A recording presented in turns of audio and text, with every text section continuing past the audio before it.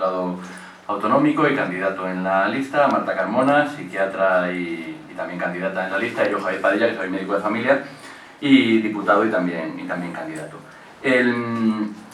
Bueno, vamos a estructurarlo, voy a hacer yo una primera... Bueno, lo primero de todo, el programa está en la página web, no lo imprimo por respeto al medio ambiente porque son 300 y pico propuestas, pero ahí lo tenéis. Y bueno, yo voy a hacer una primera intervención general, un poco de marco, ¿vale? Siguiendo un poco la estructura que suele utilizar el mítico documento de la Organización Mundial de la Salud sobre los bloques de análisis de sistemas de salud.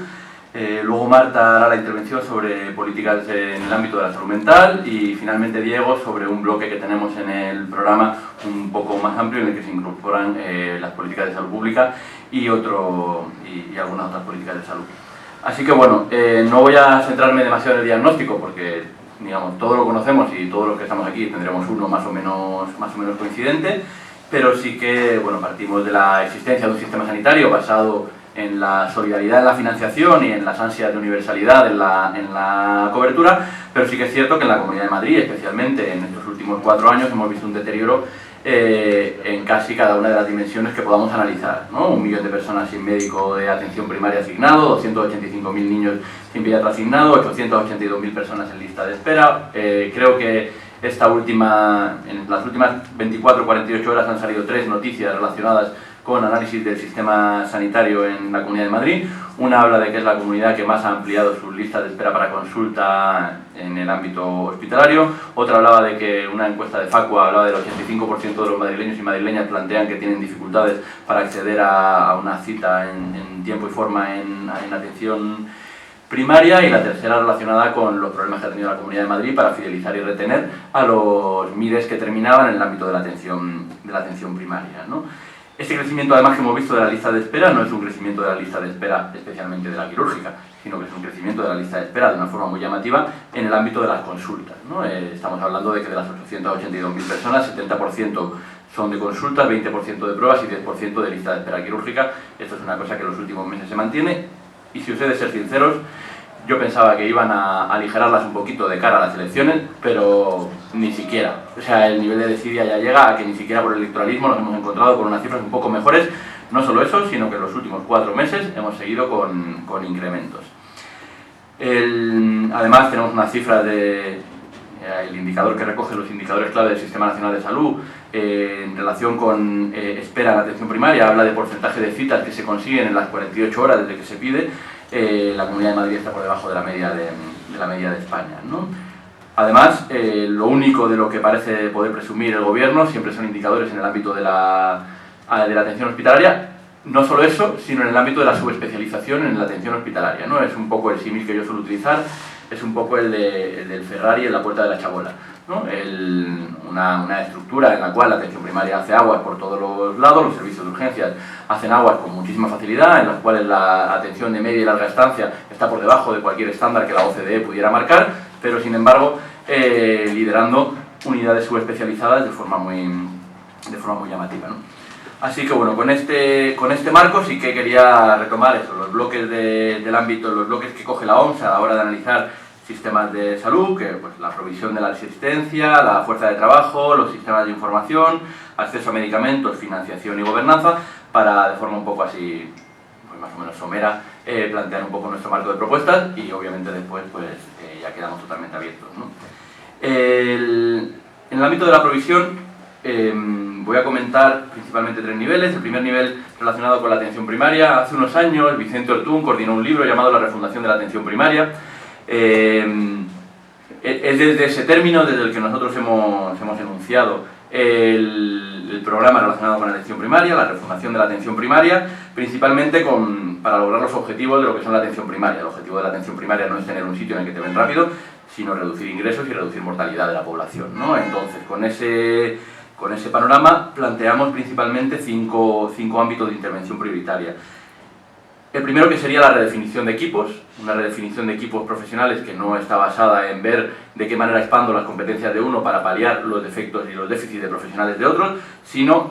una redefinición de equipos que se base en unas cuantas patas. La primera el incremento de algunos de los profesionales que ya están insertos dentro de la atención primaria, pero que ahora mismo se ocurre de forma muy deficitaria. Por poner un ejemplo, los fisioterapeutas. La terapia física es la primera elección en muchos procesos de patologías que se ven de forma muy frecuente y a las cuales no se puede acceder simplemente porque no hay disponibilidad de profesionales para ello y acabamos yendo a escaladas dentro de la escalera de analgésicos de la OMS que no deberían ser la primera opción de ninguna de las maneras, ¿no? Hay otro tipo de profesionales que también deberían ver incrementado el número de profesionales. Además de incorporar nuevos profesionales, planteamos 3 figuras: terapia ocupacional, nutricionistas y podólogos, sabiendo que podología sí que es posible que se incorpore en la atención primaria en los próximos meses. Se creó la figura en la nueva ley Ómnibus y parece que en su momento ya había algo de consenso, aunque bueno, los consensos que se manifiestan en la Asamblea no siempre son consensos que se digamos, repercuten en el ámbito ejecutivo. Además creemos que hay que redefinir los roles de algunas categorías y vamos a hablar de 2 muy concretas. Una está claro que es la de las enfermeras. Las enfermeras de atención primaria tienen capacidad para asumir una mayor versatilidad de trabajo, tienen capacidad para asumir una atención final que empiece y acabe en ellas de forma mucho más importante, sin que sigamos teniendo un sistema en el cual el médico acabe haciendo de una especie de validador de todo lo que hacen el resto de categorías profesionales. Pero luego hay otra figura que nos parece fundamental, y nos parece fundamental especialmente porque no hay escasez, que es lo relacionado con los administrativos. Nosotros planteamos la contratación durante estos 4 años de 2.500 administrativos que salgan de las unidades de atención al usuario y se pongan en las puertas de las consultas de los médicos y de los enfermeros y enfermeras de atención primaria, que tengan asignación capitativa, es decir, que el ciudadano, que el paciente tenga un administrativo asignado y que tengan una capacitación específica en sanidad, ¿no? Y en gestión de estos procesos. Hay un proyecto piloto que ya está en marcha en Asturias, donde se va a llevar a cabo a este respecto, pero bueno, ahí siempre se habla del mítico Centro de Salud de La Chana, que tiene uno de estos modelos de organización desde este punto de vista. Desde nuestro punto de vista, pues bueno, podemos discutir sobre si faltan médicos o no faltan médicos, pero desde luego de lo que hay poca discusión es de que administrativos parece ser que es algo de lo que tenemos más facilidad de contratación. Otro de los elementos que llevamos en el programa es lo que hemos denominado un cuarto propio, ¿no? Haciendo analogía un poco, una consulta propia, haciendo analogía con el libro de Virginia Woolf, que todos los profesionales que tienen asignación capitativa tengan una consulta y que esa consulta no sea una especie de cama caliente en la cual cuando parece que va a llegar el profesional del otro turno tienes que ir viendo cómo aligeras para dejarle el hueco. Nos parece que es lo mínimo a lo que no deberíamos renunciar, pero es que además la consulta es el lugar donde se lleva a cabo el acto más íntimo y más sagrado que se produce en el sistema sanitario, que es la consulta entre el profesional sanitario y el paciente, de forma que creemos que también los profesionales tienen que tener cierta autonomía para poder organizarla como les dé la gana. Y esto hablo desde tener unas cosas u otras colgadas en la pared hasta tener la mesa desde el modelo británico para que no haya barrera entre el profesional y el paciente, o tenerla ahí en el medio, ¿no? Como queramos, pero que ese cuarto propio tiene que existir, y para eso hay que invertir en una especie de plan renove de muchos centros de salud donde se generen espacios para que esa consulta propia pueda llevarse a cabo. Por otro lado también, y esto lo hemos introducido y sí que creemos que es algo relativamente singular del programa, son incentivos a la longitudinalidad. Creemos que una de las labores fundamentales de las instituciones es hacer individualmente elegido lo que es socialmente deseable. Si uno de los valores fundamentales de la atención primaria es la longitudinalidad, es decir, es tener al mismo profesional trabajando con una población durante un tiempo determinado, y sabemos que hay mucha evidencia de que eso mejora, disminuye la mortalidad, disminuye los ingresos y disminuye las visitas a urgencias, tiene que haber acciones institucionales que hagan que eso se lleve a cabo. No creemos que las labores institucionales para que eso se lleve a cabo sea hacer como que no ves nada y no hacer concursos de traslado o movilidades, sino que eso tiene que mantenerse, pero la institución tiene que, por medio de medidas relacionadas con la conciliación, y nosotros hemos planteado un incentivo de un 1,75% del salario base por cada año trabajado en el mismo cupo, que se favorezca que la gente quiera mantenerse dentro dando asistencia, pues eso, al mismo cupo de pacientes, ¿no? Tenemos aquí a Vicente, que ha tenido la suerte él, pero sobre todo la suerte de sus pacientes de tenerlo durante muchos años. Esto es un fenómeno que cada vez se produce menos y que tenemos que intentar incentivarlo de alguna manera, ¿no? Y luego 2 elementos más, uno que sería el de la reterritorialización, la creación del área única, creo que hay tres ámbitos donde tiene un impacto especialmente pernicioso. Uno es el de la salud mental, otro es el de la salud pública y otro es el de la atención primaria. Creemos que hay que retornar a esa territorialización porque principalmente permite la coordinación entre diferentes niveles, que es fundamental para todo lo relacionado con la integración y la coordinación sociosanitaria especialmente, ¿no? Y el último elemento que está relacionado con infraestructuras. Hay una propuesta que nosotros llevamos, que es como una especie de plan de recuperación del sistema sanitario con 6.100 millones a 4 años, que plantea un plan de retorno, una reducción del número de personas en lista de espera de un 40% y la construcción de aquellas infraestructuras que tenemos pendientes. Y sí que quería pararme en un tipo de infraestructuras muy concretas, que son centros de salud en zonas básicas sin centro de salud. O sea, a día de hoy hay barrios que crecen, o sea, el modelo de crecimiento urbanístico de Madrid, de la Comunidad de Madrid, pero en concreto, o sea, más particularmente de la Ciudad de Madrid, porque es donde es más frecuente, son barrios que crecen sin servicios públicos, ¿no? Lo que ocurre es que cuando hablamos de esto con la administración, nos dicen que es que ellos no pueden prever cuál va a ser la demanda asistencial de esos barrios. Hay algo bastante razonable, es que si tú tienes a 15.000 personas en un barrio, lo más probable es que esas 15.000 personas necesiten asistencia sanitaria. Pero sobre todo el fenómeno es que resulta que la administración dice no tener la capacidad para ver cuál es la demanda, pero Hospitales Madrid sí que tiene la capacidad para ver cuál es la demanda, y nos encontramos con que en las tablas hay hospital, pero no hay centro de salud, a pesar de que hay 20 años desde que empezaron a vivir allí los primeros vecinos, bueno, en el año 2003. Entonces sí que creemos que hay que poner a punto con especial atención todos estos barrios de nuevo desarrollo, en los cuales, por ejemplo, nos encontramos con el Ensanche de Vallecas, que ha crecido tanto, que tiene 50.000 habitantes, con un centro de salud que está totalmente infradimensionado para asumir esa carga de población. En el ámbito hospitalario, por resaltar, hay dos elementos que quería resaltar. Por un lado, avanzar hacia una reorganización de la atención que no esté basada en aparatos y sistemas, sino que esté basada en necesidades de cuidados. Creo que en los últimos años, podríamos decir en la última década, hay como un avance bastante importante, un movimiento bastante importante sobre los hospitales del futuro, la redefinición de los hospitales del futuro, pero también sobre todo lo relacionado con ratios de profesionales, especialmente ratios de profesionales de enfermería. A ese respecto creemos que tienen que alinearse ambas cosas, que los hospitales tienen que organizarse en función de qué tipo de cuidados van a necesitar, de qué intensidad de cuidados van a necesitar, de qué instrumentalización de cuidados van a necesitar, y las ratios de profesionales tienen que ir también en esa vía, ¿no? No tiene sentido que a día de hoy sigamos hablando de que necesitamos X enfermeras por cada 10 pacientes. Tiene bastante más sentido que hablemos de que necesitamos X enfermeras por cada carga por un indicador de carga de complejidad. Esto es una cosa que está muy desarrollado en el ámbito de cuidados críticos, en el ámbito de la UCI. Hay bastantes experiencias de realización de esto y sí que parece que hay incluso algunos indicadores para hacer el cálculo. Para llevar a cabo esto, que supone una transformación bastante notable de la atención hospitalaria, el primer paso es ver cuál es la definición de los puestos de cuidados en nuestro sistema. O sea, tenemos que ver cuáles son las cargas de complejidad que está asumiendo cada enfermera dentro de nuestro sistema y en base a eso hacer este cálculo. El segundo elemento que quería hablar es el de una red de centros de media y larga estancia. Cada vez que se publica uno de los informes de Health at a Glance de la OCDE, a España le pegan el tirón de orejas porque la inversión en infraestructuras de media y larga estancia es inferior a la media, pero es que además nos encontramos con un fenómeno, y es que muchos de los hospitales que se construyeron hace 20, no, hace más, hace 30, hace 30 y tantos años, empiezan a tener, o tienen de forma ya muy patente, dificultades o sea, tienen necesidad de espacio, tienen dificultades para crecer y están encajonados en lugares en los cuales el crecimiento no se permite. Sin embargo, siguen teniendo pacientes en unidades, en hospitales de segundo y de tercer nivel, que muy probablemente no tendrían necesidad de estar ahí y podrían estar igual o mejor atendidos, ellos y sus familiares, en centros de media y larga estancia, ¿no? Entonces creemos que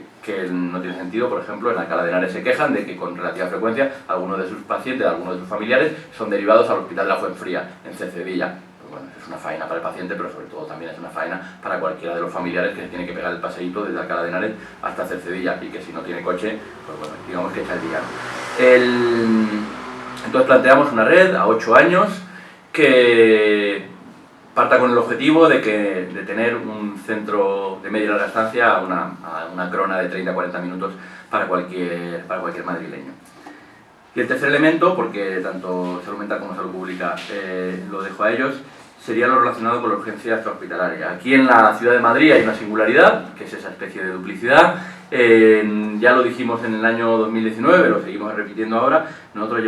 planteamos la realización, la creación de un consorcio entre el SAMUR y el SUMA en la ciudad de Madrid que evite duplicidades y que intente maximizar los beneficios de la existencia de lo bueno de cada uno de los ámbitos, pero evitando esa especie de competencia institucional que se produce incluso cuando los gobiernos son del mismo signo político, ¿no? Y luego el otro elemento, que es que hay que deshacer el entuerto relacionado con la urgencia extrahospitalaria, ¿no? Una medida que se supone que era temporal, que era lo del cierre de los 76 UAPs, acabó en una especie de, parece la frase de Marx, de primero como tragedia, después como farsa, porque el siguiente plan fue casi más disparatado, y ahora mismo parece que básicamente no sabes muy bien qué tipo de profesional hay en cada sitio, y tampoco se le ha dado la seguridad jurídica a los profesionales que están más o menos solos para que puedan resolver con más o menos certeza, planteando alternativas como experimentos como lo de la utilización de tablets en el ámbito de las urgencias u otro tipo de experimentos que parece que además,